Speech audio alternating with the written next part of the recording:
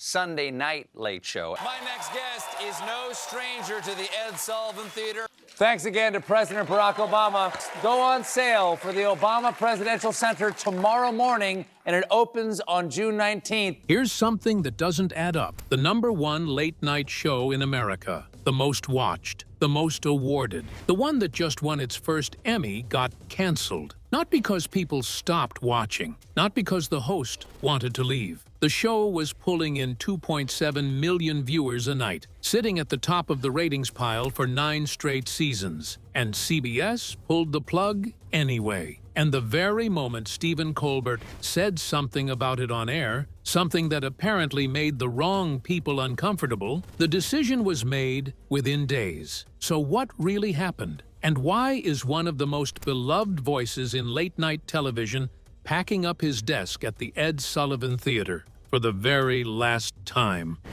The phone call he never saw coming. Stephen Colbert was on vacation when it happened. He had no idea. His manager knew, had known for a few weeks actually, but held off on telling him. So while Colbert was somewhere away from the cameras, probably doing the kind of offline recharging that comes after years of live television, the people running CBS were sitting in rooms deciding that his show, one of the most successful franchises in the history of late-night television, was coming to an end. He didn't find out until the evening of July 16th, 2025. The next morning, he walked into the Ed Sullivan Theater and told his audience himself. He beat CBS to the announcement. They had planned to do it on their own timeline. He didn't let them. What he said to that audience was striking for how measured it was. He thanked the 200 people who made the show happen every single day. He expressed deep gratitude for what had been his television home for 10 years. And then he said something that quietly broke a lot of people who were listening, that he wasn't being replaced, that the whole thing was simply going away, and that he wished someone else were inheriting it instead. That landed differently than a typical cancellation speech. It wasn't just about him stepping down. It was about an entire institution disappearing. The Late Show brand that had existed on CBS since 1993, through David Letterman's legendary 22 seasons, and now through Colbert's 11. Gone. Not handed off. Not reimagined. Just gone. The audience booed when they heard the news. Colbert looked out at them, nodded, and told them simply that he felt exactly the same way. That moment told you everything about who this man is, and what that show had become to the people who watched it. The bribe comment that may have changed everything.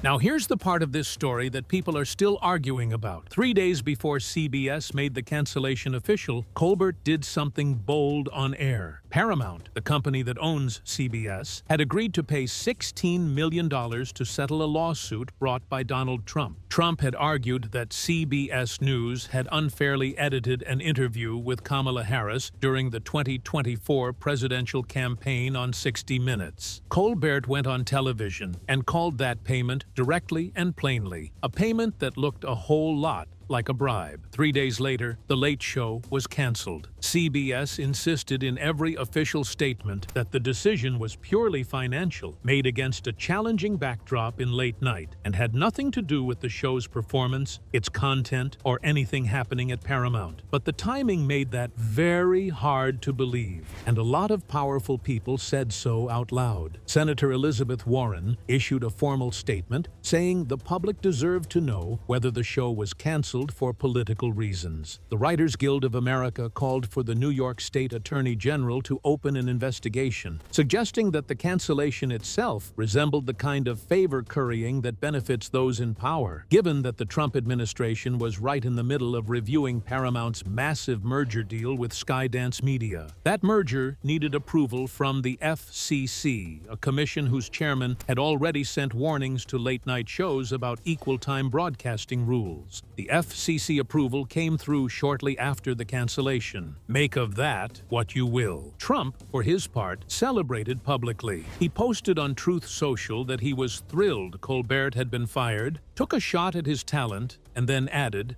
unprompted, that he expected Jimmy Kimmel to be next. Colbert responded on air by declaring the gloves were officially off, and then delivered one of the most direct, unfiltered monologue responses of his entire run, which, if you know anything about Colbert's history, is really saying something.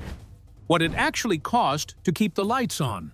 But let's slow down for a second, because there is a financial reality here that matters, even if the timing of the cancellation smells like something else entirely. The Late Show was losing money, real money, somewhere in the range of $40 million a year, according to sources close to the network, though one journalist later reported that figure was inflated by at least $10 million, making the actual loss closer to $30 million annually. Either way, that's a significant hole. Late-night television, as a business model, had been quietly deteriorating for years. The audience was fragmenting. Streaming had changed how people consumed content. Ad dollars were moving away from the 11:35 time slot and toward digital platforms. Even Colbert's viral moments, his monologue clips that racked up millions of views on YouTube and social media, weren't translating into ad revenue for CBS, because CBS didn't control those platforms. This was the same dynamic that had ended The Late Late Show with James Corden 2 years earlier. CBS had replaced that show with something cheaper. The difference was that Colbert was the flagship, the most expensive and most prestigious thing CBS had in that slot. And unlike the 12:35 time slot, there was no obvious cheaper alternative that carried the same weight. What's interesting is that Colbert himself was an executive producer on the 12:35 show that replaced Corden, a program called After Midnight. So he had a closer view than most of just how thin the margins had gotten for late-night TV. He wasn't naive about the economics, but even knowing all that, the swiftness of the decision, and the fact that he wasn't given any real chance to propose cost-cutting measures, suggested to many people inside the building that the financial argument, while real, was not the whole story. The replacement CBS announced for the 11:35 slot, a comedy game show from Byron Allen called Comics Unleashed, deliberately designed to avoid political humor entirely.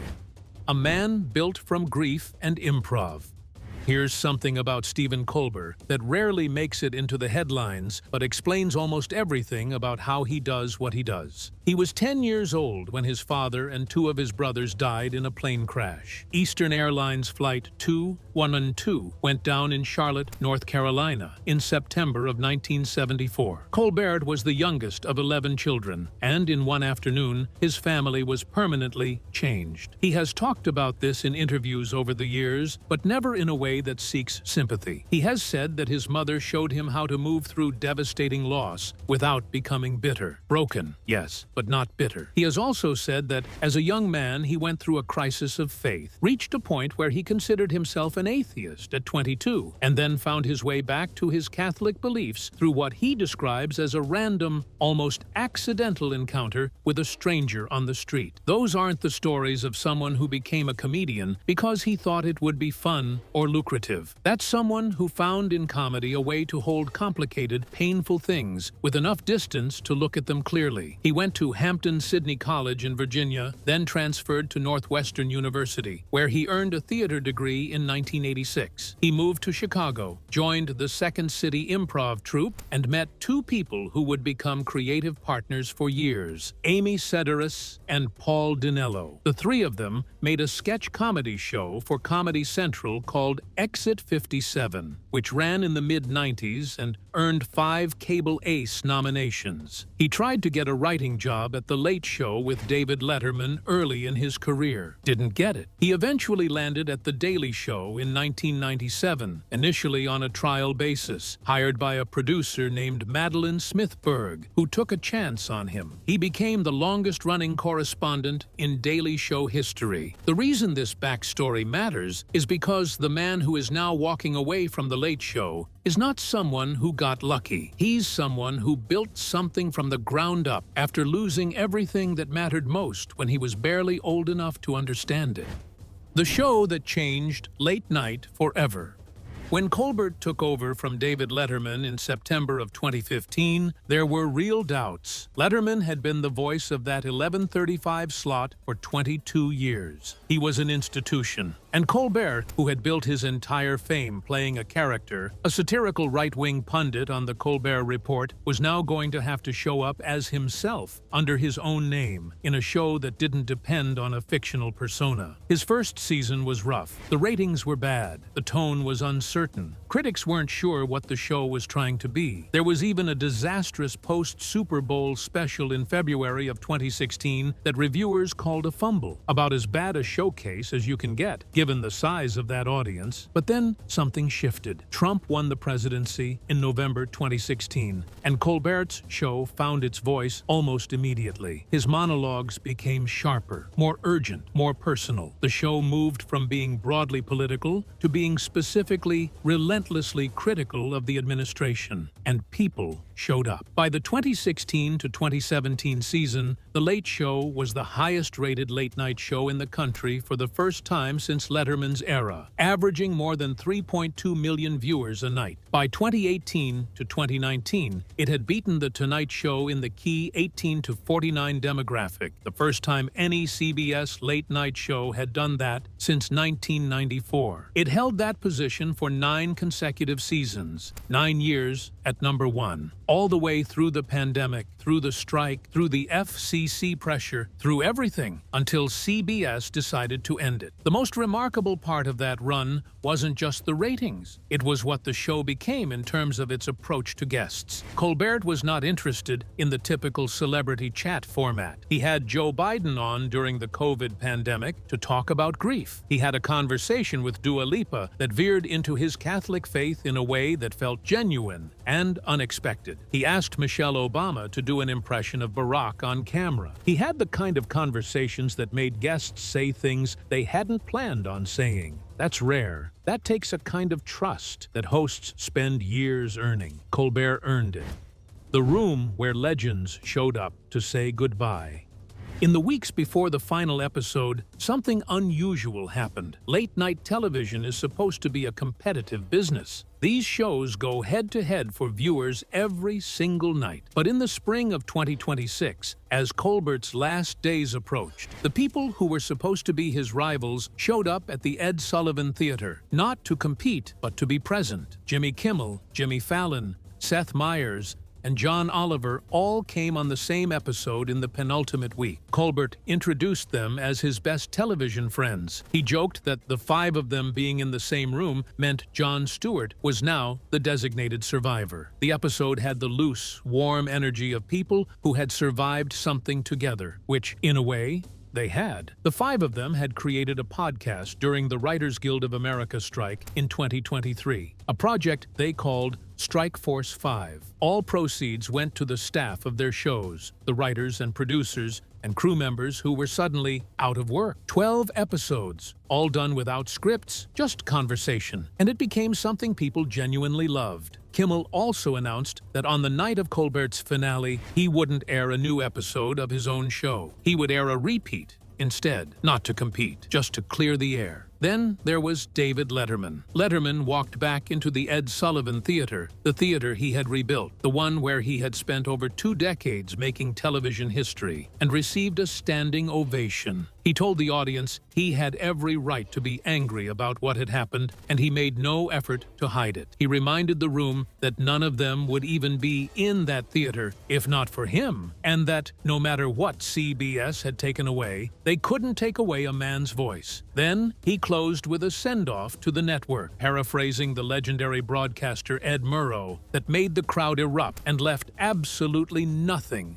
to interpretation. Barack Obama showed up in the weeks before the finale, too. During their conversation, Obama suggested, apparently not entirely as a joke, that Colbert might want to consider a run for office, noting that the bar for what qualifies someone for the job had, in recent years, shifted in ways that were hard to ignore. The final curtain, and what's waiting on the other side. The last 4 episodes of The Late Show were announced on May 15th, 2026. Monday, May 18th, an episode called The Worst of the Late Show with Stephen Colbert, described by the show, pointedly, as not a clip show. Whatever that means, it means Colbert had something specific in mind. Tuesday, May 19th, Jon Stewart, and Steven Spielberg, along with a live performance by David Byrne and Colbert. This week's guests include Jon Stewart, Steven Spielberg, David Byrne, and Bruce Springsteen. Together. Stewart, who had been Colbert's mentor, the man who gave him his first real platform at The Daily Show, and who had publicly called out CBS and Paramount after the cancellation announcement, taking the position that the real explanation wasn't hiding in any financial spreadsheet, but in the creeping institutional fear of saying the wrong thing to the wrong people. Wednesday, May 20th, Colbert would take his own Colbert Questionnaire, the interview segment he had put hundreds of guests through over the years, and answer it himself, with unannounced special guests in the room. Bruce Springsteen would perform. And Thursday, May 21st, the finale. CBS wasn't releasing details ahead of time. The confirmed guest list alone read like a Hall of Fame roll call. Jimmy Kimmel, Jimmy Fallon, Seth Meyers, John Oliver, Letterman, Tom Hanks, Julia Louis-Dreyfus, Pedro Pascal, and The Strokes. An all-star send-off for a show that, by any rational measure, should have lasted longer. As for what comes next, Colbert had already figured that out long before any of this went public. Back in March, he announced through Warner Brothers that he would be writing a new Lord of the Rings film alongside his son Peter. The two of them had actually pitched the project directly to Lord of the Rings director Peter Jackson 2 full years before the cancellation. Jackson responded warmly to the idea. And Colbert, who is a genuine encyclopedic Tolkien superfan, the kind who once recited the entire biography of the character Aragorn from memory on live television, prompting Viggo Mortensen to later send him an entire platter of Lord of the Rings characters carved out of chocolate as a thank you, had been quietly sitting on this dream, knowing the show made it impossible to pursue. He told people in March, with the kind of dry smile that tends to mask real emotion, that he had always known he couldn't do both at the same time, but that, as it turned out, his summer schedule had just opened up in a way he hadn't planned for. 11 Emmy Awards, 2 Grammys, 3 Peabody Awards, 1,801 episodes across 11 years. The longest consecutive ratings-winning streak in late show franchise history. A show that won its first Emmy for Outstanding Variety Talk Series in 2025, the final season of its existence. And behind all of it, a man who lost his father and 2 brothers at age 10, wrestled with his faith through his early 20s, battled panic attacks in his 30s while quietly wondering whether he had thrown his life away chasing something most people never pull off, and then went on to anchor the most watched late-night show in America for nearly a decade. He said it himself. This goodbye wasn't entirely on his timeline, but not having to choose the ending himself gave him something he hadn't expected. More material, more to say, and one last reason to show up every night and mean every word of it. The studio audience booed when they found out the show was ending.